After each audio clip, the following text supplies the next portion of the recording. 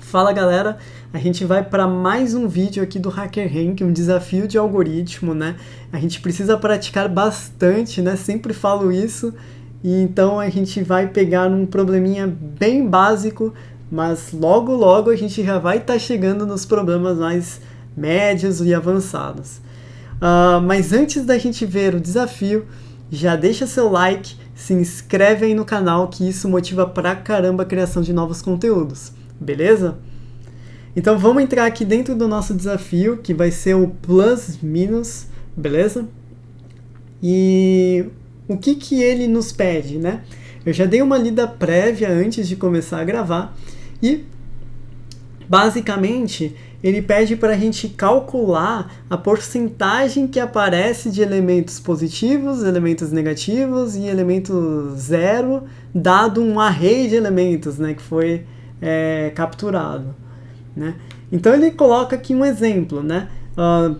Ele está pegando aqui um array, né, de 1, 1, 0, menos 1, menos 1. Claramente tem dois números positivos, 1, 0 e 2 negativos. E aí ele calcula ali a proporção de elementos positivos e elementos negativos dentro daquele array, né? Que vai ser o nosso output, beleza?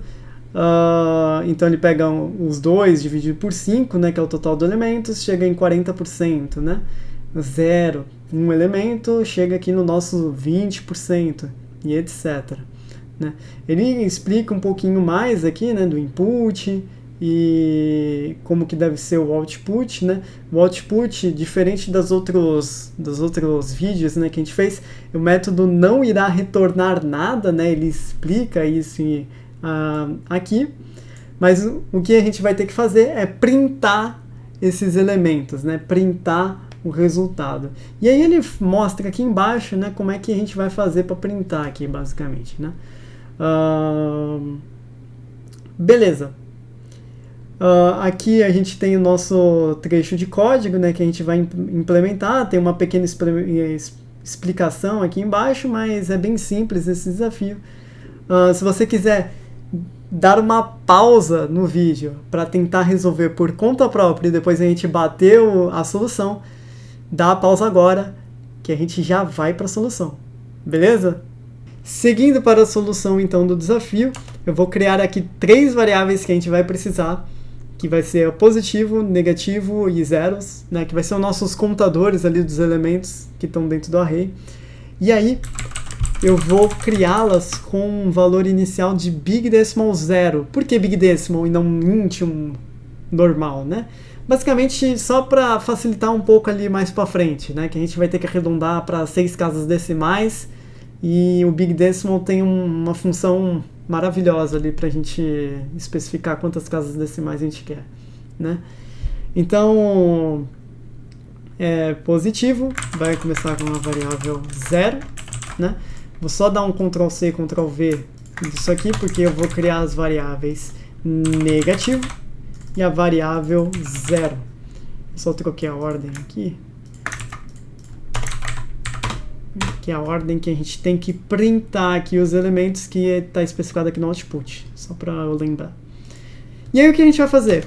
A gente vai percorrer cada elemento do nosso array, né? Ou seja, a gente vai fazer um for item em array, né? Para cada elemento do nosso array, a gente vai fazer algumas coisas. Que coisas são essas? Primeiro, verificar se é um número positivo. Então, if item é maior que 0, ou seja, ele é um número positivo? Se sim, positivo mais igual Big Decimal 1. Else if item é menor que 0, ou seja, ele é um número negativo? Sim, ele é um número negativo. Se sim, negativo mais igual Big Decimal 1. Se não é nem positivo e nem negativo, ele só pode ser 0. Então 0 mais igual Big Decimal 1. Beleza. Vou criar uma pequena variável aqui que a gente vai precisar para fazer a divisão, né, dos nossos big decimals, né? Qual que é a quantidade de elementos que tem dentro do array, né? Em big decimal, né? Para a gente pegar do array é básico, né? É só fazer um array.size, a gente consegue pegar o tamanho do nosso array. Mas como é que pega em big decimal, né? Basicamente não tem como pegar em big decimal. A gente vai criar uma variável chamada array size big decimal, abrir parênteses e passar aqui dentro array.size. Dessa forma a gente está criando uma variável big decimal com um valor inicial de array.size, que pode ser 5, pode ser 6, pode ser 10 e etc. E agora a gente tem que fazer o nosso println, né? Então, positivo. E aí eu vou utilizar uma função do nosso big decimal, e esse é o grande motivo de eu ter utilizado big decimal. Vou fazer divide pelo nosso array size. E aqui eu consigo especificar a quantidade de casas decimais, e isso é super bacana porque ele é bem explícito que a gente precisa colocar 6 casas decimais. Então, colocar 6. E aqui a gente tem que passar um modo de arredondamento, né? Tem aqui um round mode, ponto, e aí ele dá vários tipos aqui, né? Você pode arredondar para cima, arredondar sempre para baixo.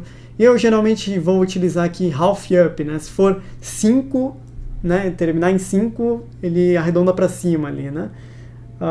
Se for na metade, ele arredonda para cima. Então, beleza. Vou fazer esse mesmo código para negativo e para 0. E aí a gente vai executar a rotina de teste para ver se realmente está funcionando. Vamos lá? Vamos rodar o código? Está rodando, está processando, pode demorar um pouco, mas acredito que vai dar tudo certo. E confirmado, deu tudo certo. Se a gente der aqui o submit code, vai rodar aquela rotina de testes, né, para validar se o nosso código está certo. E, como já esperado, tudo funcionou. Beleza? Mas algo ainda não me deixa muito contente com esse código. Talvez dê para melhorar um pouco esse código. Talvez não fique mais performático do que esse, talvez não, talvez sim, a gente precisaria testar. Mas uma coisa é fato, talvez a gente consiga deixar ele mais sucinto e mais simples, né? Como que a gente consegue fazer isso? Basicamente, o que eu vou fazer? Eu vou tirar esse for que a gente criou, e aqui já na nossa inicialização das variáveis positivo, negativo e 0, ao invés de inicializá-los com valor 0, eu vou fazer array.count. E aqui eu consigo passar qual que é a nossa verificação, né? Para cada elemento, o que a gente vai verificar? A gente vai contar o que, se for verdade, né? A gente vai contar caso o elemento it for maior que 0, né? Se ele for maior que 0, o elemento que ele... Porque por trás dos panos, né, essa função count, ela vai estar percorrendo todos os elementos do array e contando os elementos que essa condição que a gente está passando for verdade, né? Então, se o elemento for maior que 0, a gente vai contar para essa variável count, né? Só que qual é o problema? O count ele retorna um int ou um long, né? E a gente precisa de um big decimal, né? Então o que a gente vai fazer? Big decimal, inicializar uma variável do big decimal com o valor que a gente vai passar aqui desse array count, né? Vamos fazer a mesma coisa aqui para o negativo e para o 0, né? Caso for igual a 0, deu um pequeno erro aqui, mas eu acredito que não seja um erro. Caso for maior que 0 para positivo, caso for menor que 0 para negativo, caso for igual a 0 para a variável 0, se a gente rodar esse código, a gente não pode ter alterado o resultado da função. Vamos testar? Está processando, rodando o nosso código, rodou a rotina, ele está apontando um erro aqui, não sei por que está apontando esse erro, curioso, mas enfim. Se eu rodar o submit code, vai rodar toda aquela rotina de teste que a gente já rodou anteriormente, né? Vamos ver, executou o código, né? E a gente deu uma simplificada bem bacana aqui no código, né? Mas e aí, gostaram do vídeo? Não esqueça de deixar o like e se inscrever no canal, mas também comenta aí no vídeo.